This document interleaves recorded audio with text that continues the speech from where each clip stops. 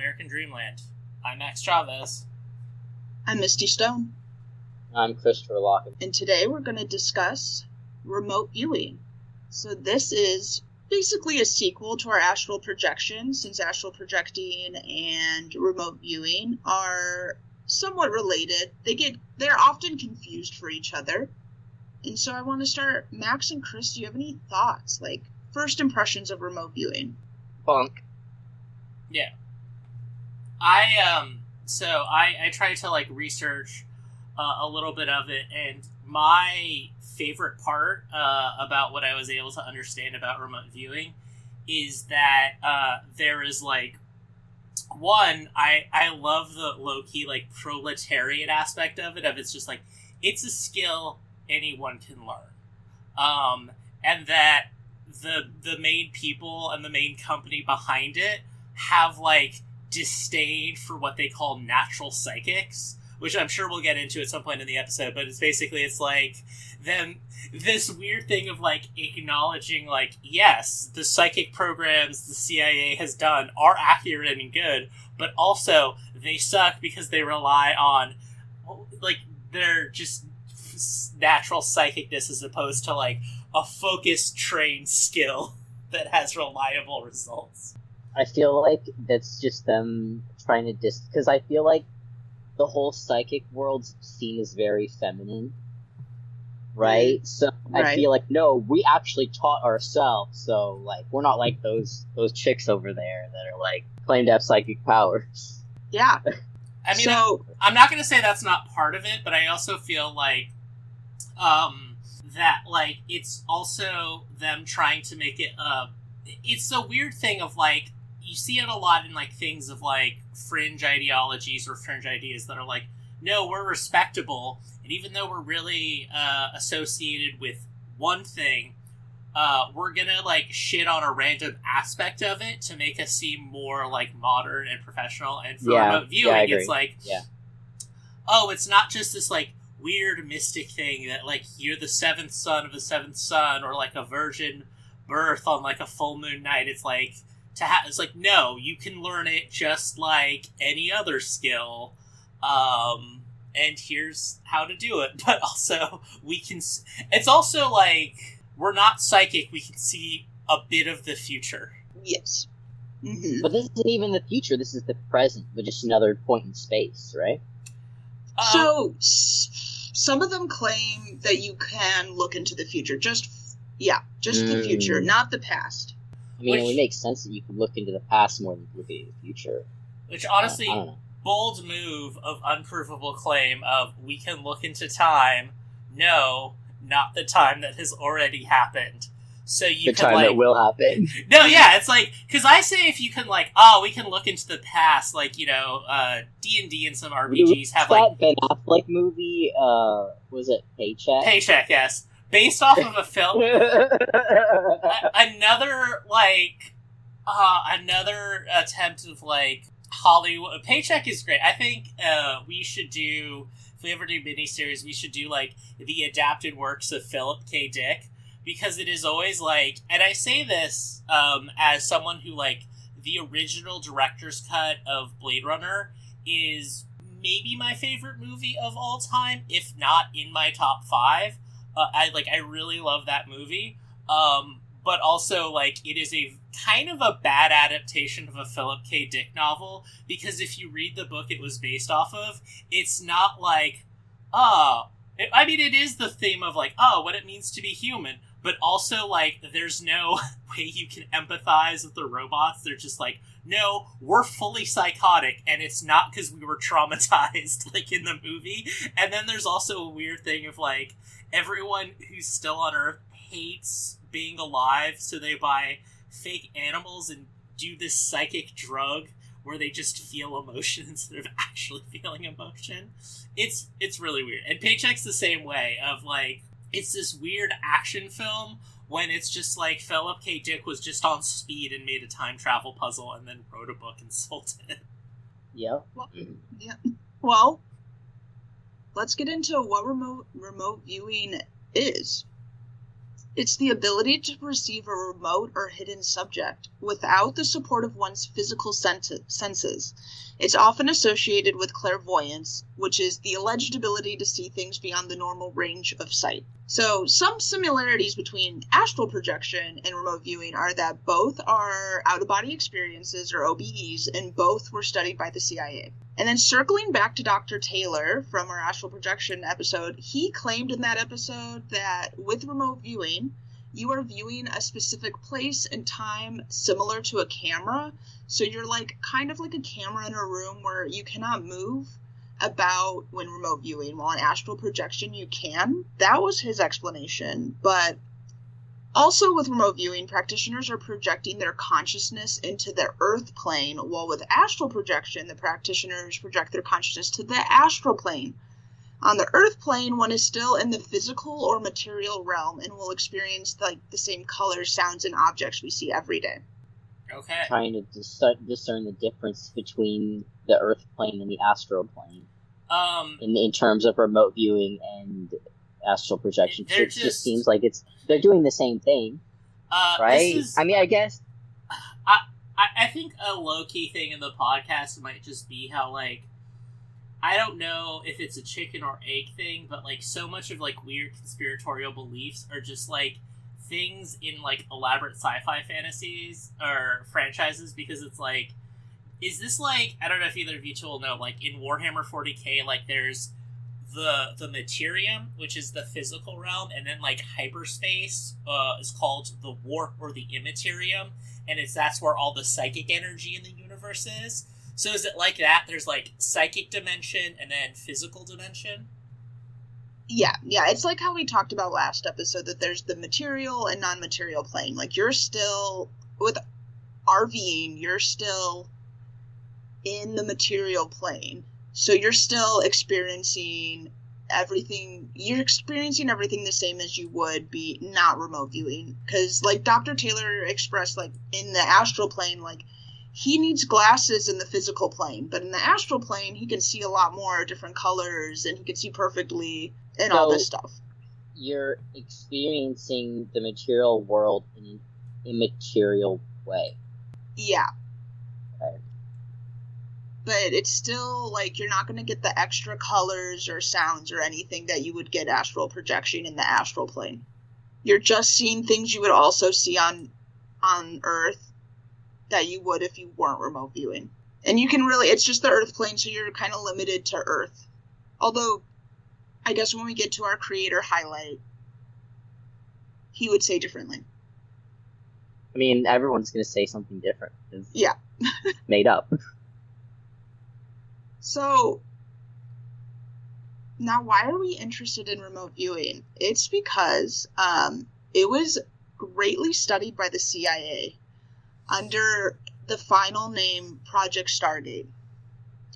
So, and you can read all these documents. They declassified these docs, but this first really started getting off the ground in 1970, where the U.S. intelligence sources believed that the Soviets were spending roughly 60 million rubles annually. I'm pretty sure the Soviets just seeded that. Like, they weren't actually doing it, but they just seeded it, and then or if they did, it's like, oh my god, 60 million rubles, like that. I don't know what the conversion rate is, but it's probably like, it's like they spent like $1 grant for like $50,000 at a university. I don't know. Like, I just think it's funny that like they could have just like, let's see what we can get these dumb Americans to actually do.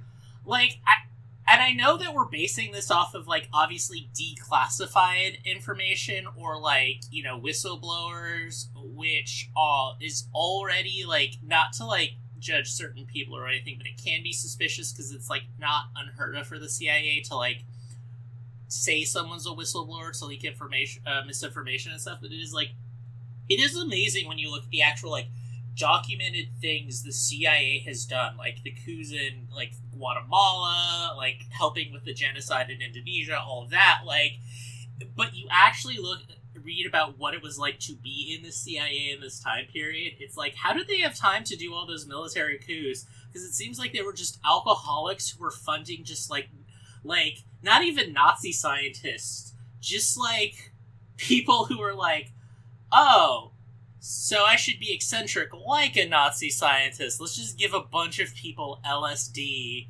and just, like, drug hookers and see what happens in the Midwest. I think, like, it had to be in the Midwest for some reason.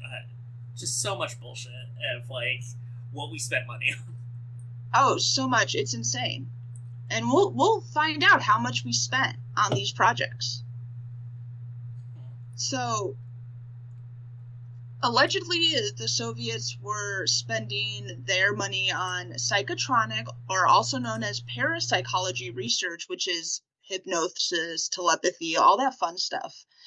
And in response to that claim, the CIA initiated funding for a new project called SCANATE, or Scan by Coordinate, in the same year. But remote viewing research didn't officially begin until 1972 at the Stanford Research Institute in Menlo Park, California.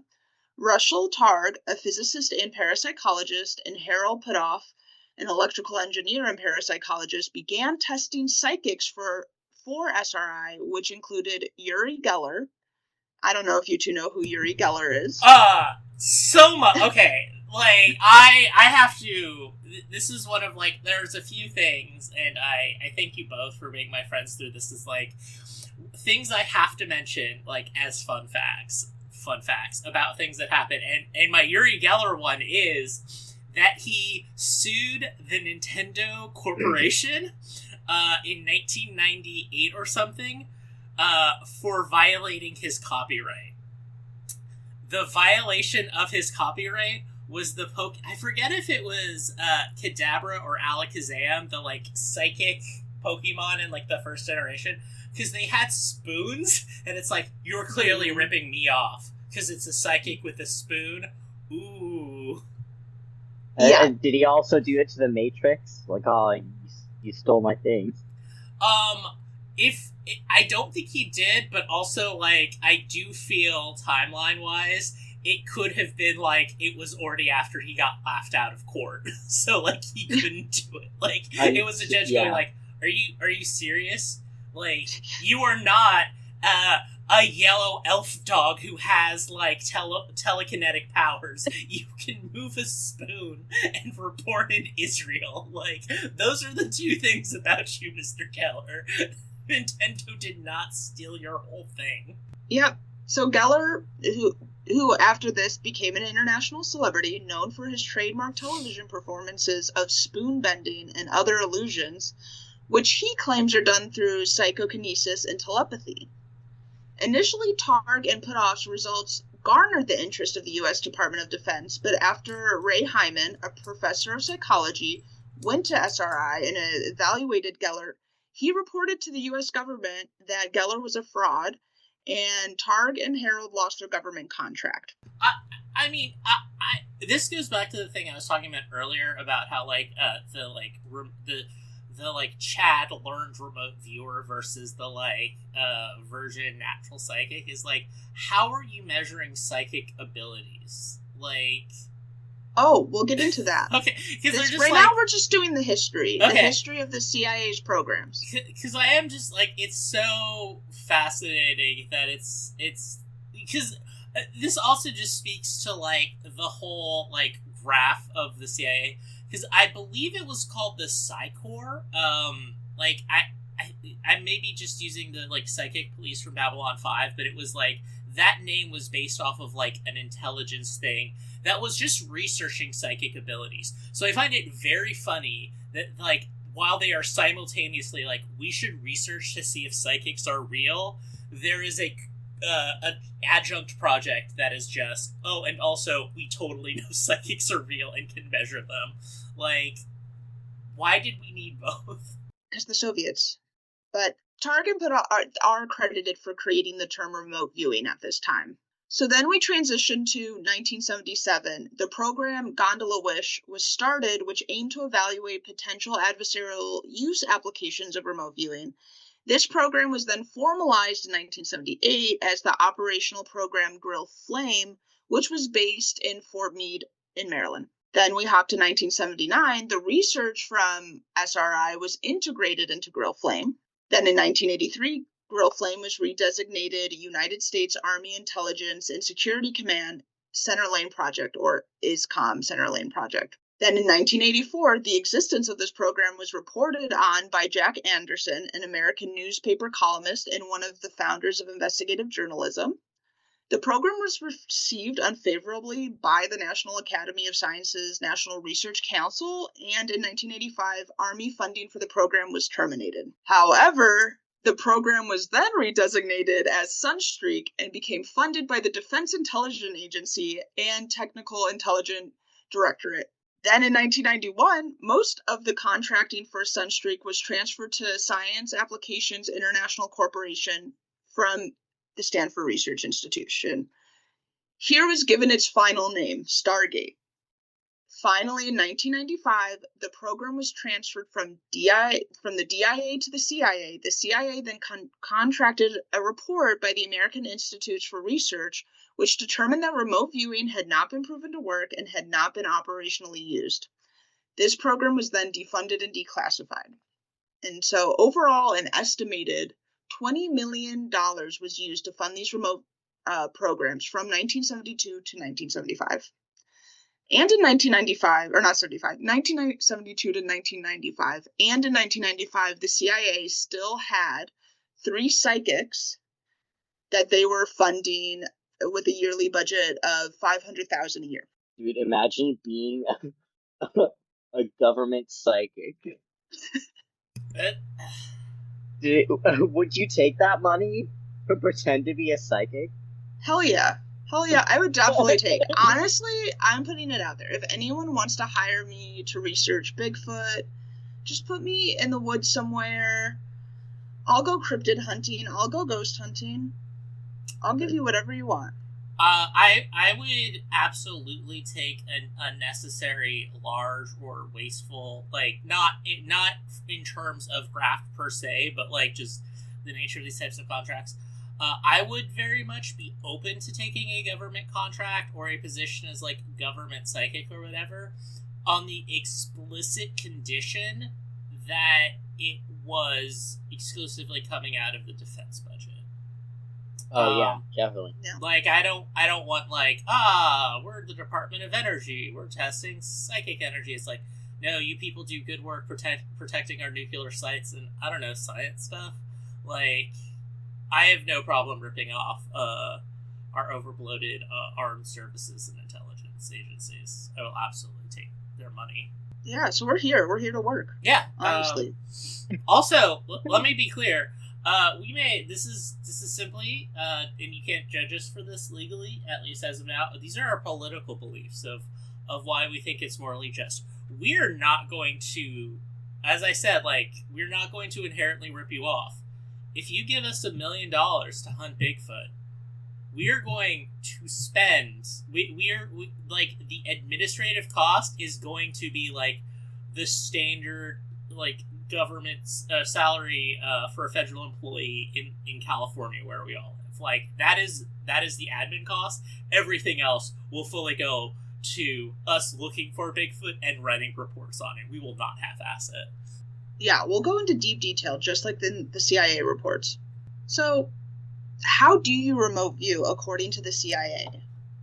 So, you must have a viewer, the person who assesses and records the data about the target, a monitor, the person who tracks the progress of a remote viewing session, and the target. And the target can be almost anything imaginable, such as objects, events, people, places, etc. Usually in the documents, it was items such as a single photograph in an envelope to a geographical location, or in an envelope or a geographical location encoded through coordinates. So, how a typical RV session was conducted at the Stanford Research Institute. First, an experimenter not associated with the session would choose a target photograph using a computer pseudo-random number generator and placed the target inside the envelope. The session monitor then receives the envelope and places it in the room adjacent to the RV area. And then the viewer begins to assess and record data about the target. When the session ends, the monitor opens the envelope and displays it to the viewer, and a feedback session occurs, and this is crucial to reinforcing the correct perceptions of the viewer. So, some major concerns that would come up is mental noise. So this can be anything like your own concerns, memories, imagination as the remote viewer. And it was often cited as an issue in preventing accurate impressions and data acquisition. Suggested methods to reduce mental noise included hypnosis and listening to white noise, but these methods seem to only increase mental noise. I just love how it's like, oh, we have this perfect system that people can use. The only problem, people thinking. Right. It's the distracted. You're getting distracted. That kind of happens in astral projection too, right? It's your fear, as Dr. Taylor said, your fear, your thoughts. That's what's scaring your body from leaving. But it seems it also goes beyond. It's like, it's not like, oh, you can only do it in certain locations where there are no external stimuli. It seems like, which I feel you need to do to, like, direct where you're remote viewing, you have to use a thought process. So, like, and then saying, oh, if your brain's doing stuff, you can't remote view. It's like, well, then how does it work? Yeah. So the viewers were trained to view data impressions correctly. They were trained. Many described impressions as being fleeting and making them hard to interpret. Therefore, a series of symbols were proposed, and these were called like bit symbols. With their usual interpretations, they were given the bit symbols. The usual interpretations were explained, and they were used to train novice remote viewers. So, for example, angular lines represented steep cliffs or structures. Straight lines represented a boundary or land-water interface. Irregular jagged lines represented mountains or hills. And I sent Max and Chris this in our group chat earlier, the bit language that they were trained on from the docs. I just don't understand why they need the bit language. Because the impressions were just really difficult they come in so quickly, Chris. They just come in so quickly and they leave just as quickly. Yeah, sure. So you're just getting bits of information. This is... I love how there's just a random picture of Grant's tomb, which is fun. But, yeah, it's just... This is like... I had to watch the kids this week, so, like, I took them to the new Pixar movie, and it's like, there's a scene where, like, the little kid who, as every Disney protagonist has gone through, the loss of parents, him and his parents made up a fake language to, like, communicate with each other. It's like, it just reminds me of this, it's just like, here's just a weird quirk to show that we're serious. We have our own, like, cryptography or whatever. Like, you have to decipher something. Yeah, it's basically deciphering. And then I sent 2 examples from the docs of, there's the target photo it shows you, and then the remote viewer's drawings of the target. And I'm assuming they're putting the most impressive ones in there. And I guess the 2 I sent over, were either of you impressed by the remote viewer's interpretation of the target? No, I mean, I feel like they should at least give the remote viewers drawing lessons. Like, come on. Like, you're using all this, like, effort to, like, try and teach them how to see things that they can't see, and you're not gonna help them actually portray what's in their mind on the piece of paper. No. Whatever. I guess some of them, the one that's more detailed than the one that looks like a little jellyfish drawing, I guess that one, I was like, I guess that's somewhat impressive, because they kind of captured the dome structure, but then I was thinking in my head, if we're trying to spy on the Soviets and the Chinese, how does, having a target photo that's hidden behind an envelope and then somebody just giving impressions, how is that spy? How can we use that to spy on it's not detailed enough. Yeah, it's not detailed enough to actually... That's why you need to actually have the, like, drawing ability to get enough detail to where it'd be useful.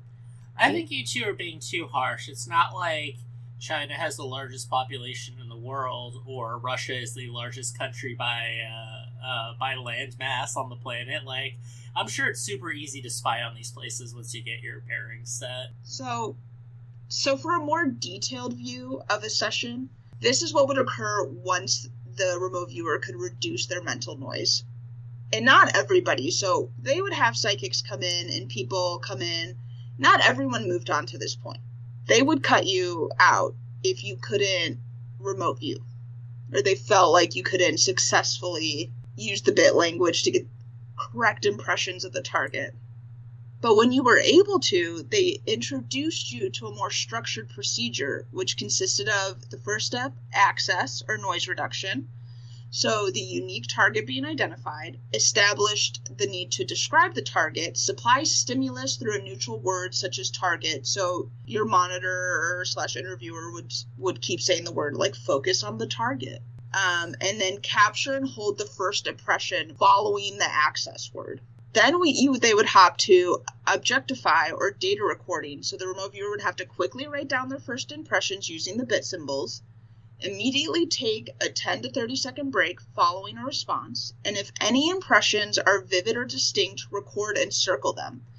Such information was known as interpretive overlay and is almost always incorrect and discarded. And then the final step would be the data interpretation, but they would repeat the above steps until the targets were fully described. And then as each impression is received, they told them to describe the target in terms of texture, color, age, motion. And when the description was complete, they would receive feedback about the actual target to see how close they were. And that's kind of how the structure went.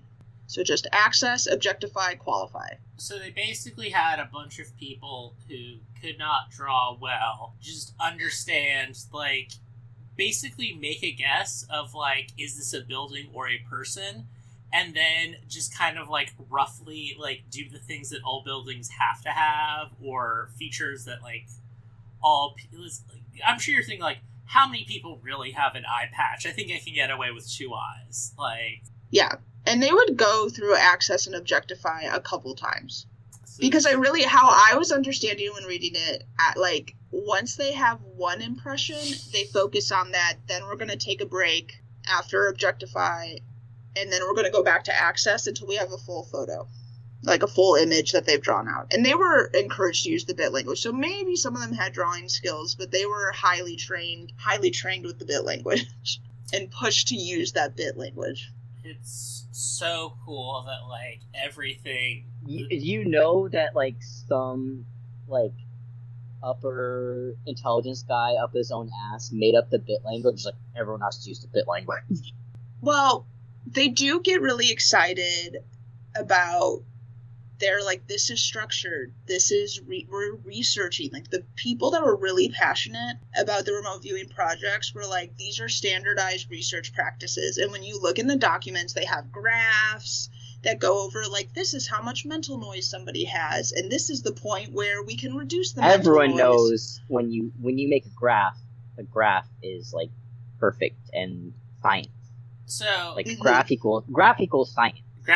You know. I don't know if either of you two remember it, but I know I've joked when it first got kind of revealed.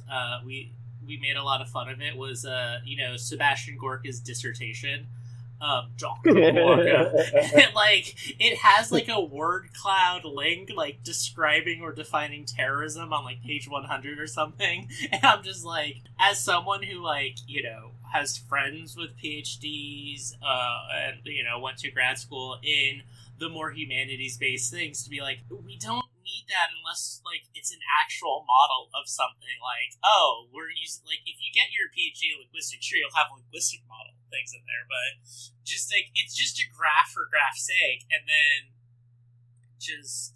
now it's like, so we have a graph, therefore, science. Yeah. I mean, it's pretty amazing, because when you read the documents, they were pretty excited about the stuff that was coming out of the Stanford Research Institute from 1972 to 1975.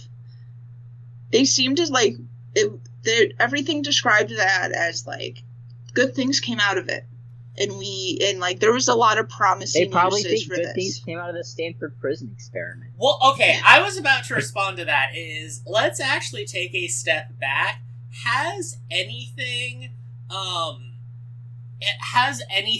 good actually come from Stanford? Because I don't think so. Because here's the thing, is, like, it has now been revealed that, like, because the big thing used to be, like, again, going back to, like, my humanities, like, stuff like that, like, I had to take, like, courses and training in human subjects. And one of the things I don't know if everything does it, but, like, I had to in my training for human subjects was information about the Stanford prison experiment and how it basically, like, the people were the professors were, like, so horrified, like, it basically created modern ethical standards for using people in experiments.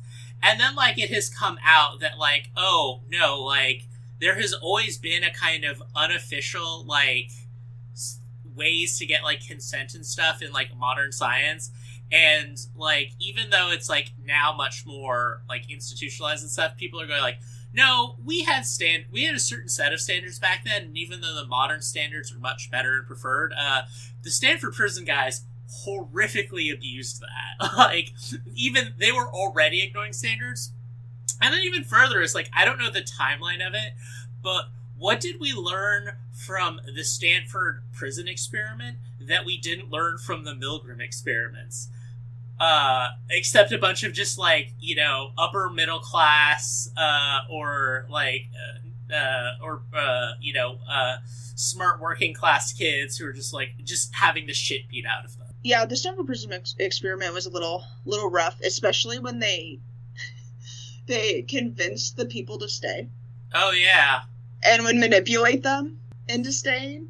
Again, fun stuff. We have an experiment which, like, might be a little traumatizing to the participants, but, like, the whole point of, like, oh, yeah, like, authority gives power, and, like, people will just listen to it, and it's easy to be abused, but that you were able to do that without actually physically harming everyone. The people getting shocked in the Milgram experiment were pretending. They were in on it. They were. But the people, the cruel thing about the Milgram experiment is that the people administering the shocks, quote unquote administering the shocks, actually thought that they were killing somebody, which probably wasn't fair to those people because it was a recording of somebody in pain. But I mean, then they shouldn't have pushed the button.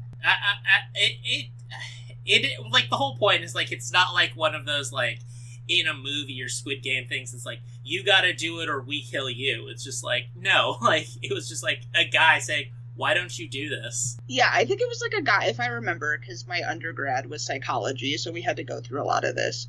If you don't know what the Milgram experiment was, they put a participant in a room with a dial, and then there was somebody that, I think they might have been dressed up as a doctor, somebody that looked like they had authority. A researcher, yeah. Somebody that looked like they had some authority. Note for whoever's editing the episode, the clip from Angry Beavers of, like, we're scientists, we got white coats. Right. And they would tell the person to up the dial, which would up the electrical shocks to a person they couldn't see on the other side. Now, this person wasn't actually there getting shocked. It was a recording of somebody. But they would push the participants so far to the point that the recording of the person would die. But they would keep telling the participant, like, keep going. And the recording, like, begs them to stop and, like, I'm in a lot of pain. But the lab coat person would go, no, go higher. And a lot of them did it. Now, the cruel part of the Milgram experiment was it convinced a lot of people that they just killed somebody. Okay, did they, like, ever reveal, like, to the participants, like, oh, but, like, afterwards it was like, okay, here's what happened. Yeah, they did I think they did a debrief and were like, no, it was just a recording, but I think there was still, ethically speaking. Yeah, it's more dubious. Like I said, those old standards that our current ones are still much better, but, like, it was, like, ethical for the time, quote unquote. That's a weird way to say it, but it's like, whereas the Stanford was just like, let's just beat a bunch of, like, prissy undergrads, because I'm mad.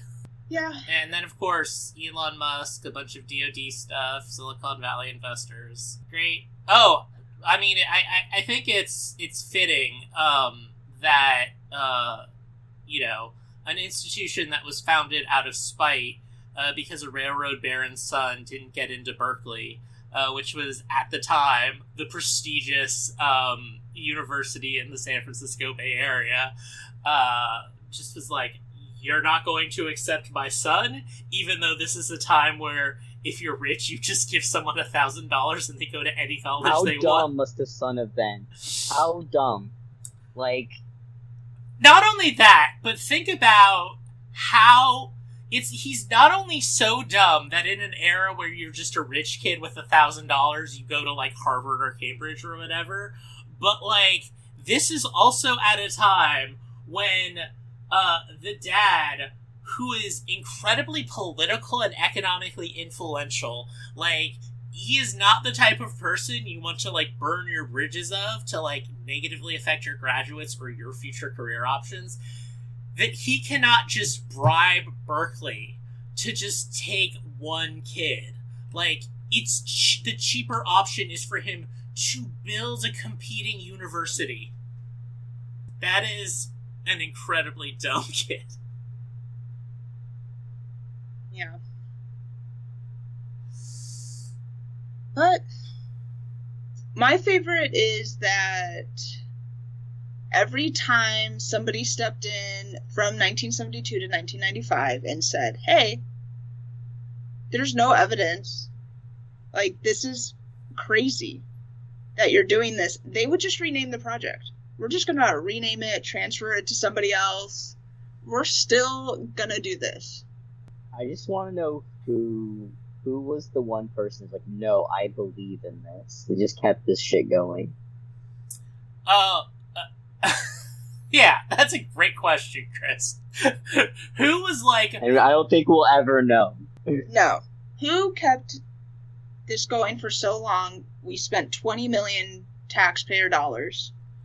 This is, just to, once again, bring back a previous episode, so the kind of, when we went on a White Lotus tangent at the end of the Survivor episode, Chris, I, and our friend Will, this is basically their plan, and it somehow worked, was basically Arbon's plan to avoid getting a negative customer review in the first season of White Lotus, where that prissy couple is like, hey, this isn't the room that was promised for us, and instead of just going like, I'm so sorry, we double booked it, let us compensate you for something, he's like, no, a different mistake happened, and then he just kept, like, to the point where he invented a fake district manager for them to email so he could buy time for himself. Just hoping it's like, once they leave their honeymoon, they're not going to want to complain anymore, so I just have to survive a week. It will be fine.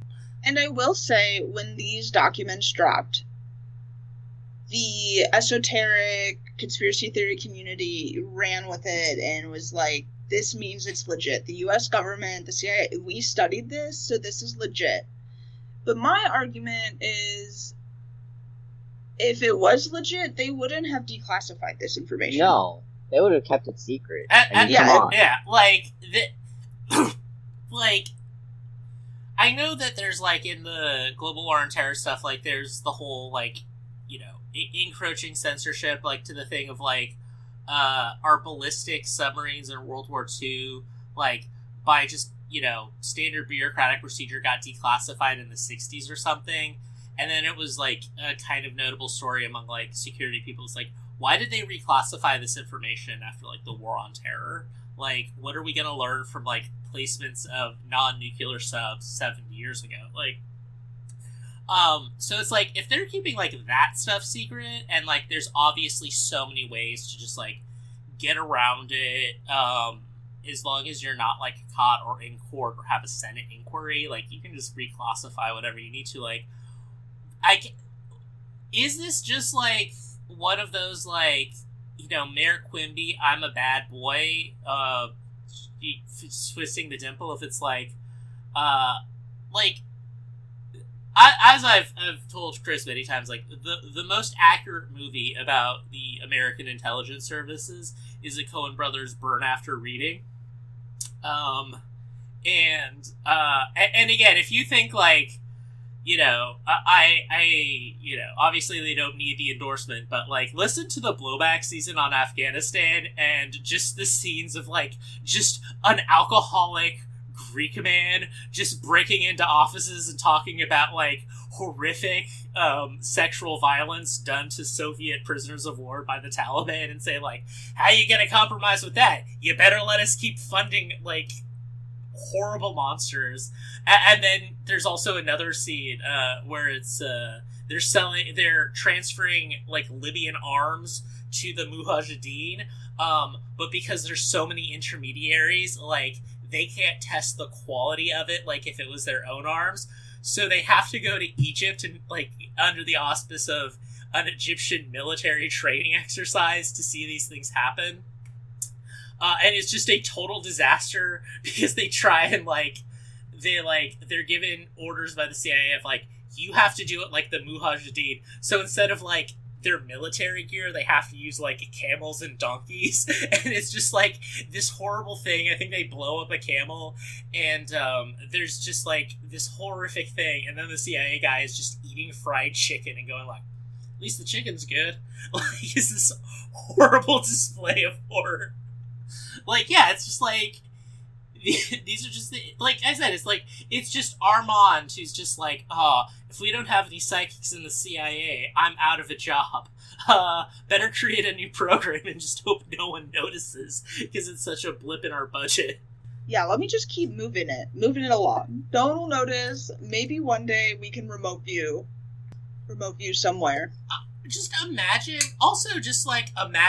you are a man who, you're a man who has conscious memories of the 1920s and your dad's problematic opinions of the Harlem Renaissance.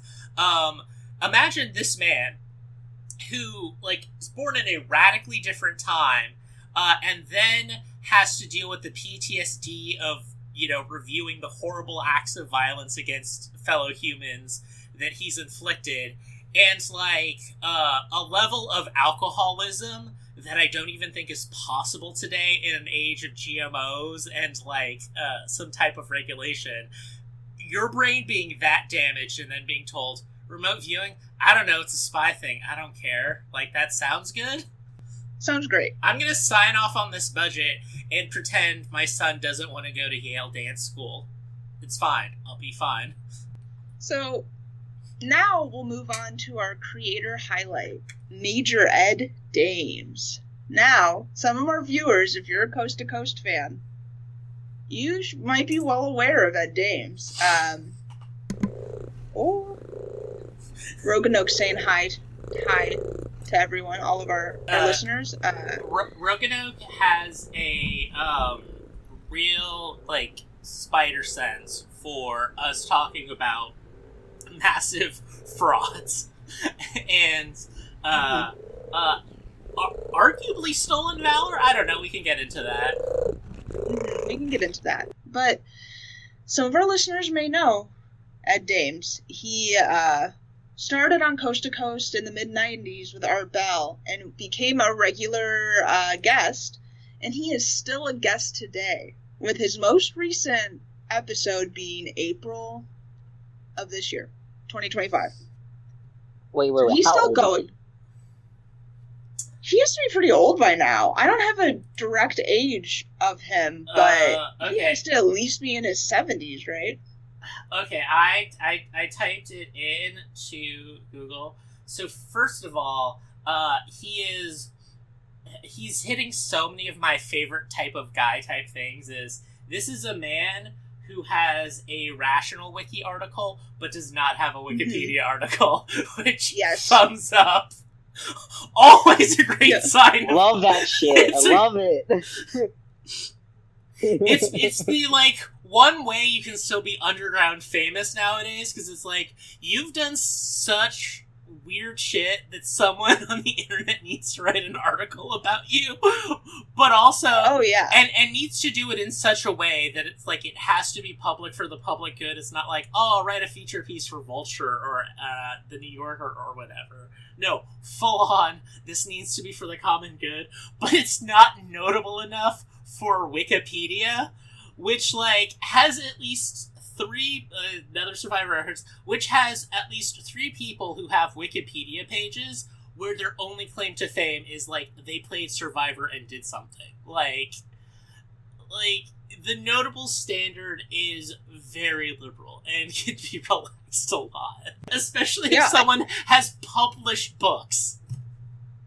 Yeah, and that Rational Wiki linked to a mid-aughts website that tracked a lot of his claims and emailed him about some of his more controversial claims to critique him.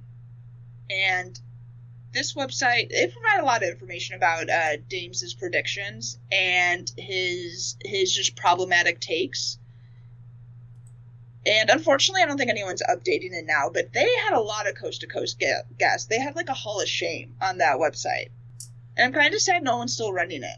It's, I mean, I think now it's like, we've talked about it, but it's like, it's the same people, and it's just kind of like, it's basically like...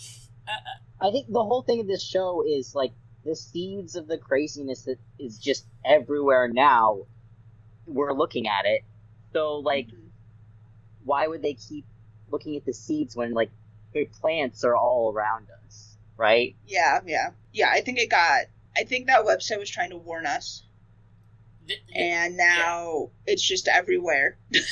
I think Coast to Coast is that kind of thing where it's like Coast to Coast is like Lou Reed, where it's like, you know, he was, you know, transgressive and trend-setting in like so many ways, like fundamentally changed music, like, you know, really good and stuff, but like, you know, it was someone who was like, whenever they like tried to get mainstream or do a mainstream thing, it was just like failed horribly, like, and it's because they were so influential that like their thing was kind of hackneyed now.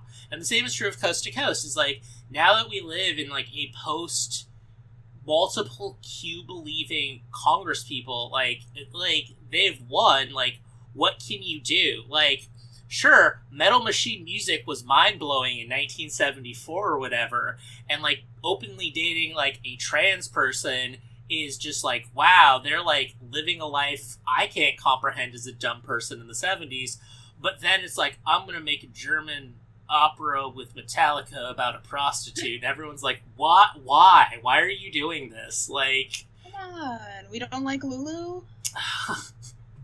Oh, yeah, like...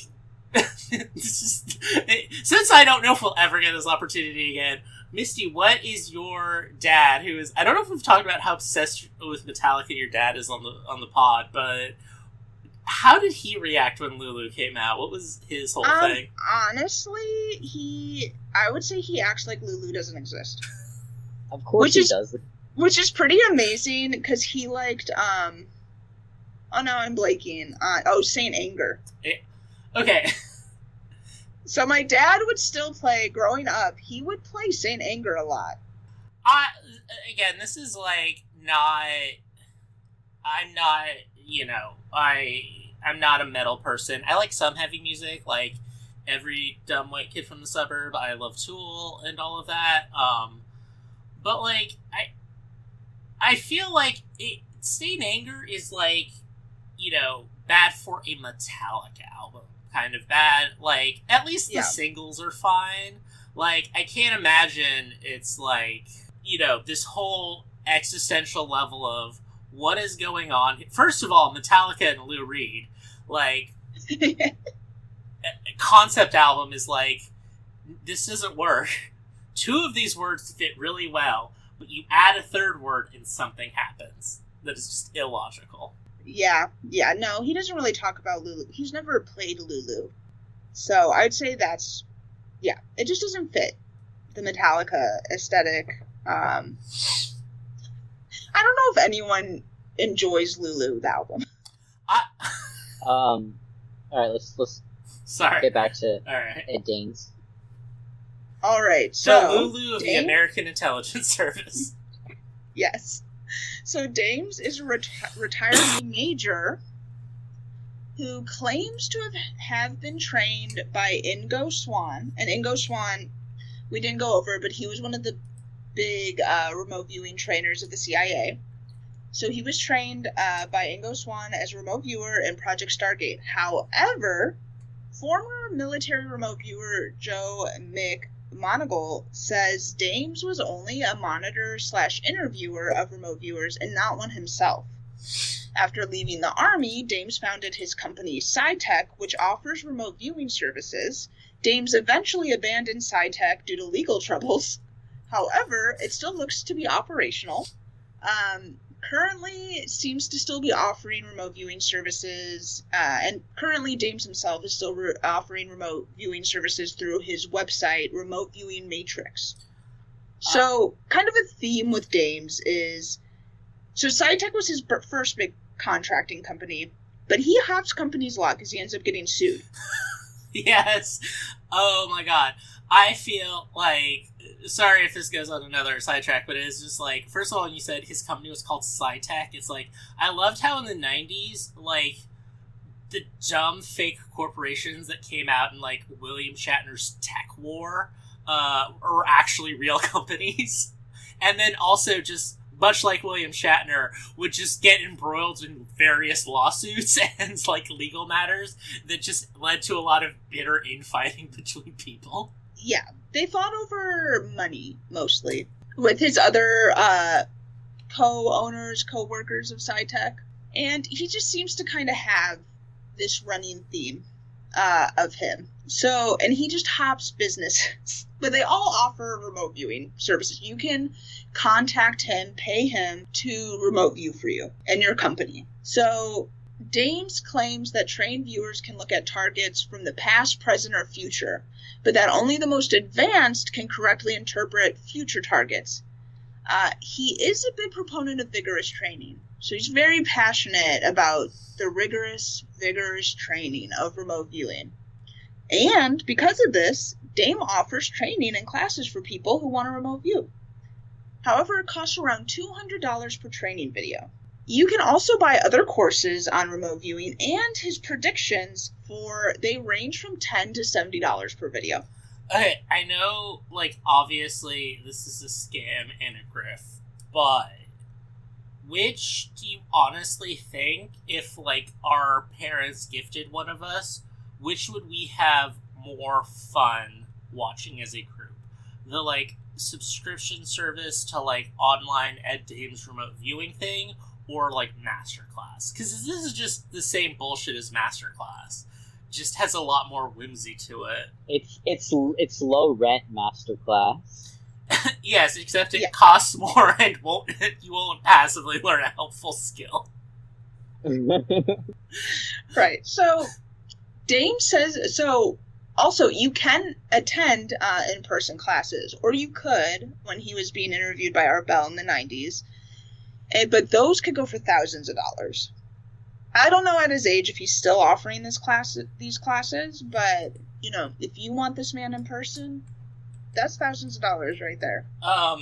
Ed Dames also, just by kind of the quick Google searching, another trait I love, which is someone who heavily relies upon credentials rather than, like, continued works. But also, like, their life doesn't exist. Like, there's nothing. He's just like, I was in the army. It's like, I cannot find a birth year for him. I'm on Rational Wiki. I looked at his Amazon Arthur page. Like, I tried to look at, like, a official bio of him, like, even for, like, seminars and stuff, and it is literally just like, I was Dr. Doom in the military, and now I'm a psychic. Yep. So Dame says it's important for people to finish his courses so that they can be responsible and well prepared. He says that other viewers do not implement the same level of rigor that he implements in his practices, and his training causes them to give remote viewing a bad name. So in the documents, they would say, like, a good remote viewer was correct like 60% of the time. Dame says he's correct 100% of the time. Always. So when is the Asian economy going to collapse irreparably. Like, I listened to a random episode of Coast to Coast with him on it, and I will say this, he has one of the best grifter explanations for paranormal things, because Art Bell was, like, saying, like, well, how did Japan go from, like, the second largest economy in the world to, like, now, like, what is known now historically as, like, the Lost Decade, which was basically a localized 2008 financial crisis in Japan. Like, it was that equal level of devastating. And Art Bell's like, how did that happen? And his response was like, well, it's like if you don't know about machinery and you have a TV.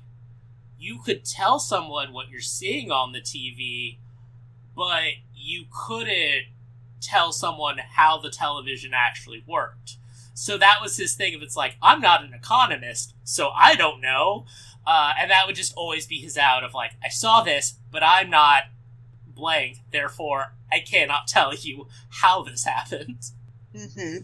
And as Max has said, Dames over the years has had numerous predictions that haven't come true. So Joe McMoneagle, when asked about Dames, said he had the nickname Dr. Doom from his previous unit, as he was always predicting doom, death, and destruction over the years. And in his unit, when he was part of Stargate, they would play pranks on him. Because Dame, like, as a monitor/interviewer, there was times he knew what the target photo was. Allegedly, he knew what the target photo, and would kind of goad his remote viewer into correctly describing the photograph. So they tricked him into, they planted a remote viewer who convinced him an attack was coming. That he saw an attack coming onto the U.S. military. And then when he came out panicking and, like, he was excited because he's like, look, like, we got our first thing. They all laughed at him. So maybe he's a little bitter. So I think he was bullied a lot. Yeah. Because we're going to get into some of his predictions and claims, so we'll see how wacky they get.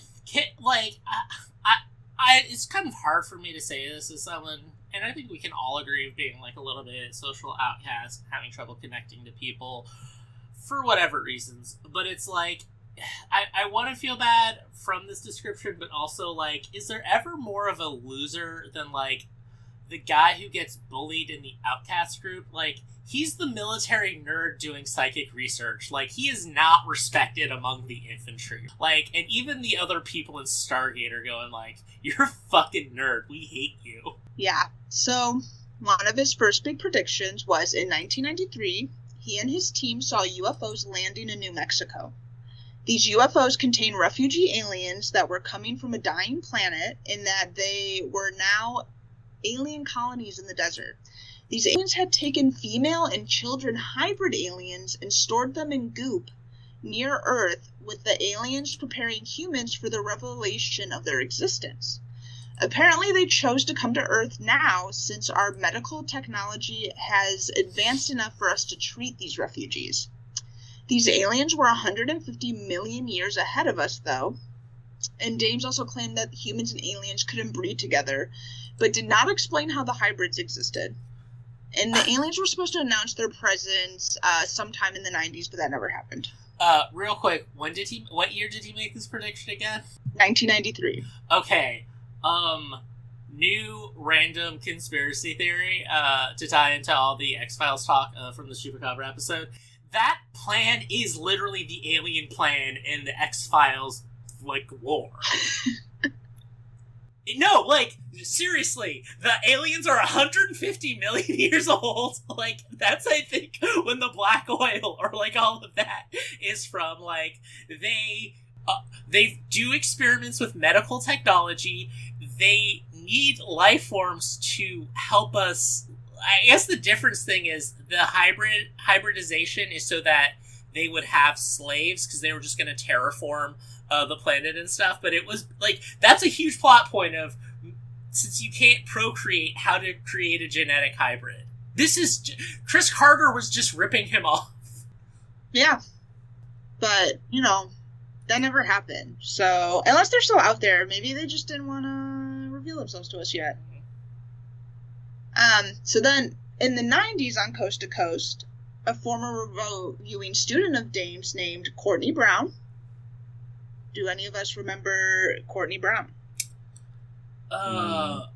So, Courtney Brown, this is a pretty famous coast-to-coast controversy. He claimed to have remote viewed the comic Hale-Bopp, and that an alien spacecraft was behind the comet and heading for Earth.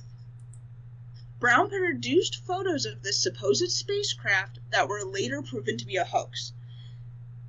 However, Dames began claiming that his team had foreseen a cylinder coming from the comet that would bring a killer plant pathogen. This pathogen would hit Africa first and cause a famine where 80% of the Earth's population would die. Well, have you seen 80% of the people who are supposedly living on this planet? No. So, but that was like some coast-to-coast history that Courtney Brown went on an episode with Art Bell, made that alien spacecraft following Hale-Bopp prediction. And that got a lot of traction on the show until it came out later it was a hoax. And Art asks Dames about that, like, why, Courtney Brown's your student, so how do you feel? And he avoids it. He avoids the conversation really, and is like, well, it's not that. Basically, he misread it. There is a cylinder, though, and this famine's going to come. Listen, I dropped the ball, but also, I'm totally right. Yeah. He saw that North Korea was going to launch nuclear warheads at South Korea. He was so certain of... It's so funny, how hyperbolic, and this is, before, we knew the crazy things about, Kim Jong-il and Kim Jong-un, in the 90s, and he's just going into every ridiculous thing about the North Koreans and what they're capable of. Another prediction, massive disease would ravage us, and the CDC wouldn't be able to stop it, and tons of babies would die. North American volcanic eruption would be at Mammoth Mountain. Shout out to every annoying snowboarder who went to my high school. The spring or summer of 1998 would be a global economic collapse. Midwest tornadoes would be so powerful that they would tear people apart.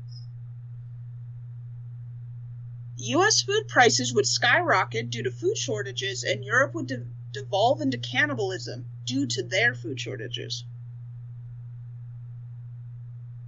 He claimed to have remote viewed John Benet Ramsey's killer. What? He said Bill Clinton would be killed in 1998 on a golf course by lightning.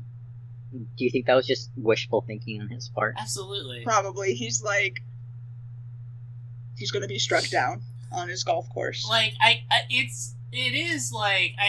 think that it's, this is a weird, but it is how weirdly hated the Democrats were after the Reagan-Bush era, and how much just intense hatred for weird reasons was directed at Bill Clinton in the 90s and everything, and then just every Democrat afterwards.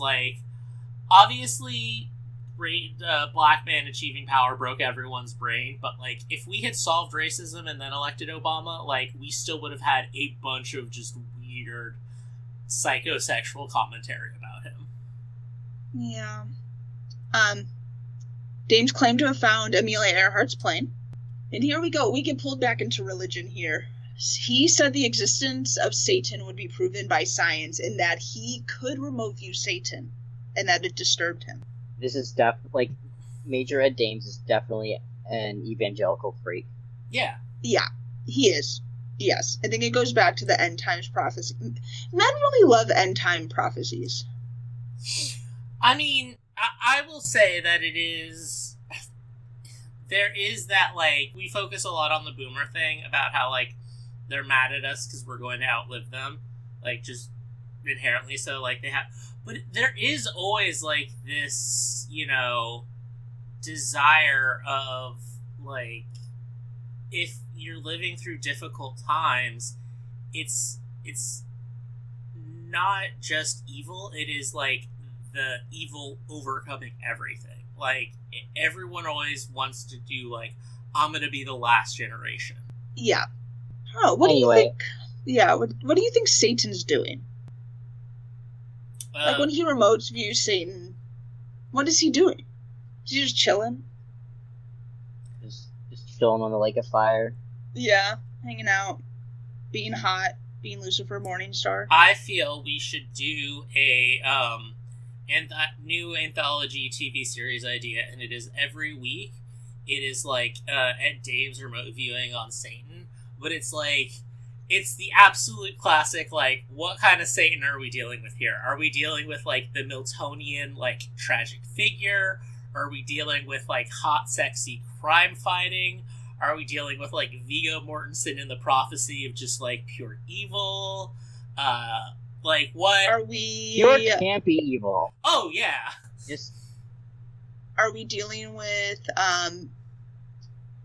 Satan from Legend, the movie Legend with Tom Cruise? Mm-hmm. So then one of Ed Dame's big predictions was that a series of powerful, deadly solar flares that he called the kill shot would impact Earth and wipe out civilization between 2011 and 2013.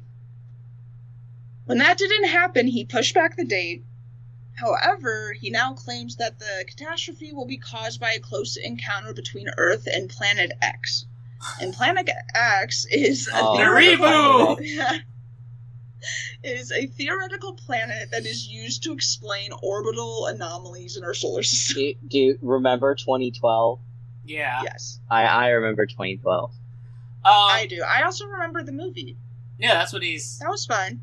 Just the movie? Or the year? Well, also both, because, like, I can think of, like, so many things that, like, as soon as you said 2011 to 2013, it's like, what was our weird obsession with, like, just something bad happening in 2011 or 2012? Because I don't know if you had it in Ohio, and Ray, I don't know if, or Chris, I don't know if you remember this, but like those signs that were just like that family Christian church guy who was just like, world's gonna end on May 21st, 2011. We had all that shit. Like we had several billboards just like, oh, the end's coming. Honestly, like I remember at least a few of those billboards well before 2012 because like, you know, this area has a lot of evangelical freaks in it. No, like this was a separate thing from like the 2012 stuff, but it was this guy named Harold. No, what I'm saying is like I've seen it a lot. Okay, yeah, but yeah, it's always risky when you put. I get the thing because it is very unsatisfying to just be like, I don't know, soon, but like, you know, if you do word enough, it's like, we're gonna get turmoil in Asia. Like, if the Filipino stock market crashes, you could go like, oh, I promoted it too much, but that's bad, right? Whereas as soon as you start to give a date or a time frame, you are beholden to that. Yeah, I remember in 2012, I was finishing my junior year, heading into my senior year of high school, and I just remember my friend going, if the world ends, it's gonna really suck that we die before finishing high school. And I was like, yeah.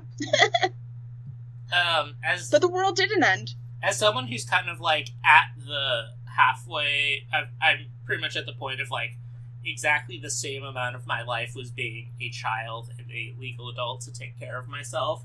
That would really fucking suck. Like, you know, most of my beloved awesome memories have occurred as an adult, so it would suck if I didn't get a chance at any of that. Yeah, it really would. I don't think any of us on this podcast peaked in high school. Let's just say. No. So, next. So, this is the more controversial stuff, I'd say, with Ed Dames. So, on June 28th, 2000, a 15-year-old girl named Leah Freeman went missing walking back home from a friend's house. Then, in August 2000, Dames claimed he was requested by the Coquille police to help in this case.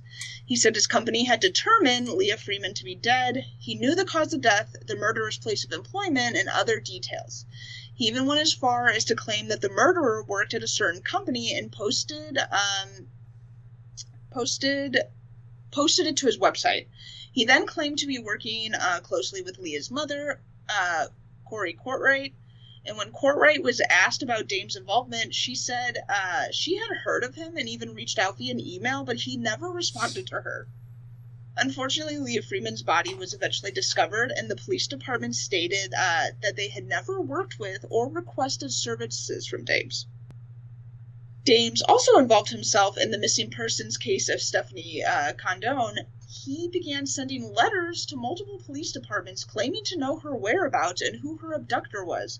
The police departments and investigators on the case ignored Dames to the point that he wrote them claiming that he and his team were going to continue with their investigation and that they would come down to discuss all of this with them face to face. Dames also forwarded his letters to the governor of Oregon, the FBI, Oregon's state attorney general, the Oregon State Police, and the National Center for Missing and Exploited Children. And just a final little bit of controversy, Art Bell continued to platform Dames and allegedly had also made money from promoting Dames' products and training. There was even suspicion that Bell partnered with Dames on his Mind Dazzle kit. I mean, I know we all talk about how much fondness we have for Art Bell, but we always have to remember he's a libertarian. Yeah. He is a libertarian at the end of the day. I also, I would say the closest way to describe my feeling on it is that, was Art Bell actively profiting off of a scam and con that certain people were, exploiting, the needy or, damaged or whatever? Absolutely. Did Art Bell do any of that manipulation? Probably not. And did he genuinely believe in the product? Yes, he did. I feel he was one of those guys who, if he was a podcaster, he would no, I legitimately have a Casper mattress. Yeah, I feel like he believed Dames. Yeah. Even though he was consistently wrong. And kind of an asshole is an asshole for inserting himself into murders and the missingness of young girls. That is in Oregon. Specifically Oregon. Well, that is the thing. It's it's the downfall of so many. At what point do you think these people start to believe their hype?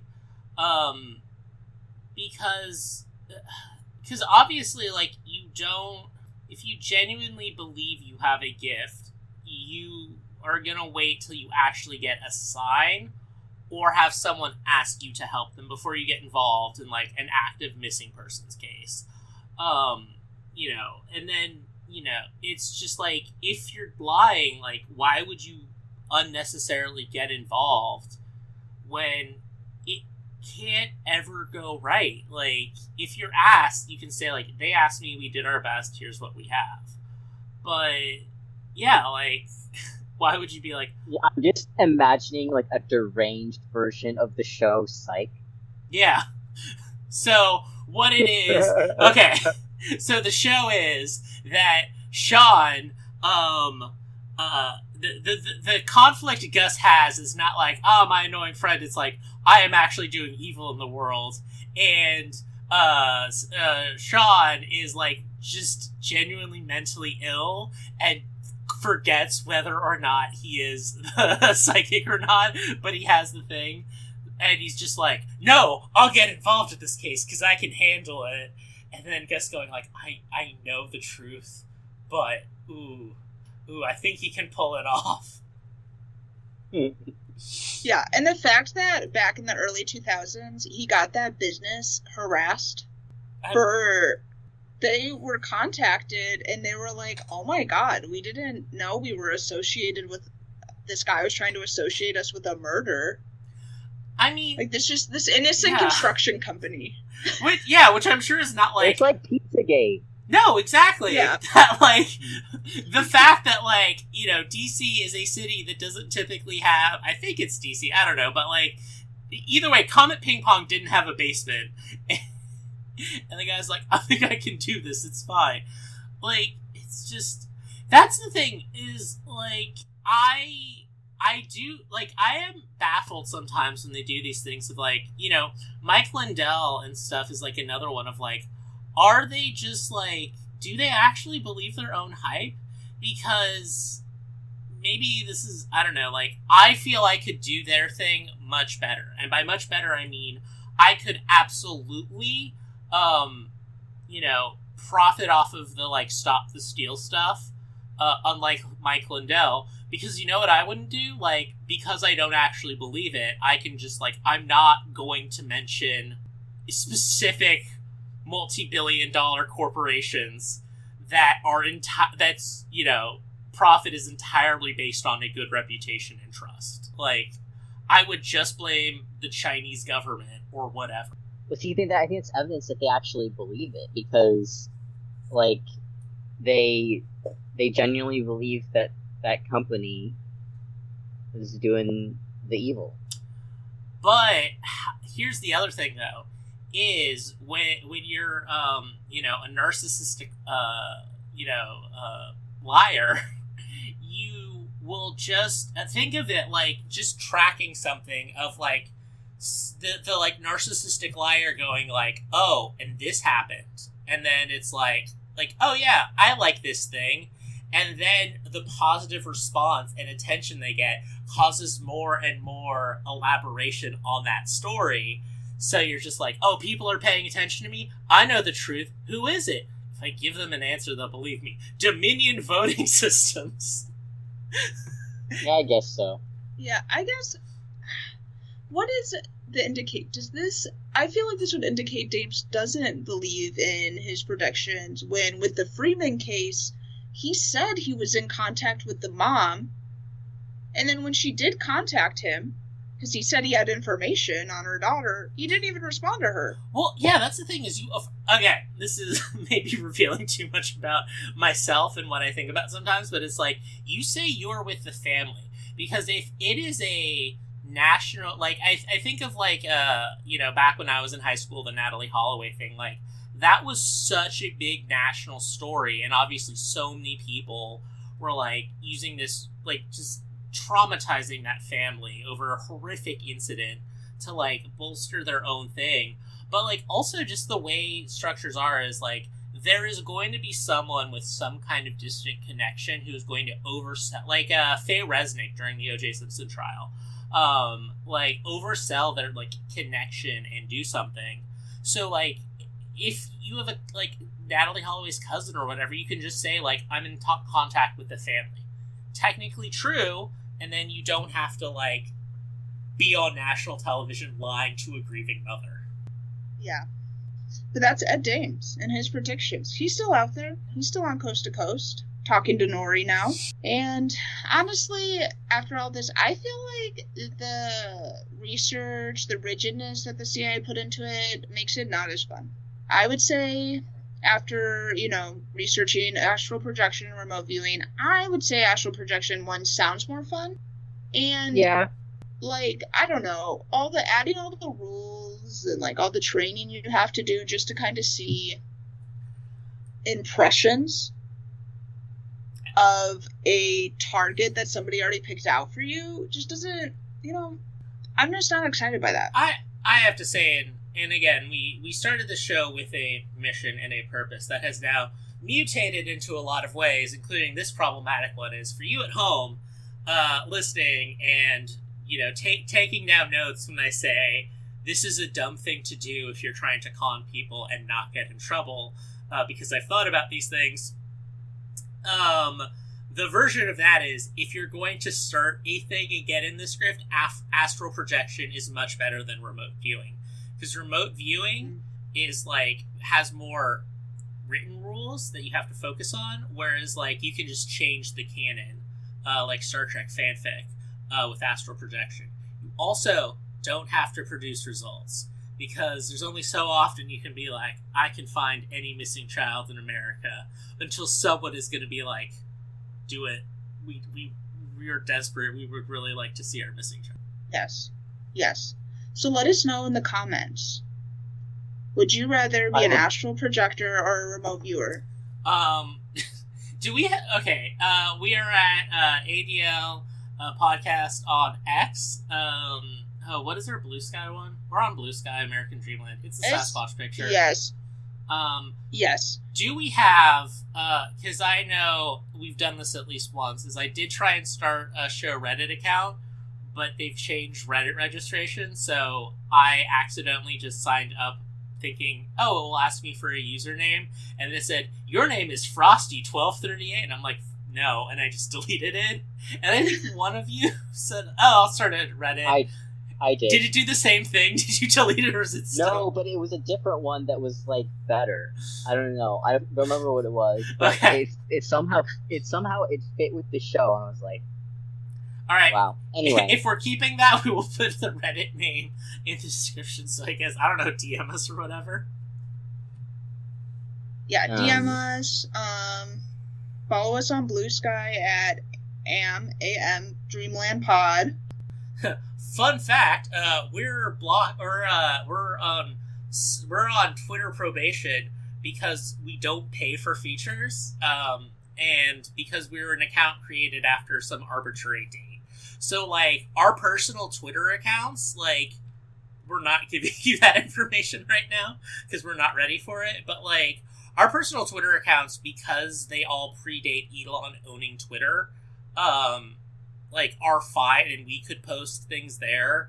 I deleted mine. Oh, okay. And then 30 days have already passed, so it's gone. Okay, so I guess my Twitter account, but yeah, because it's a new account, that's why it's long.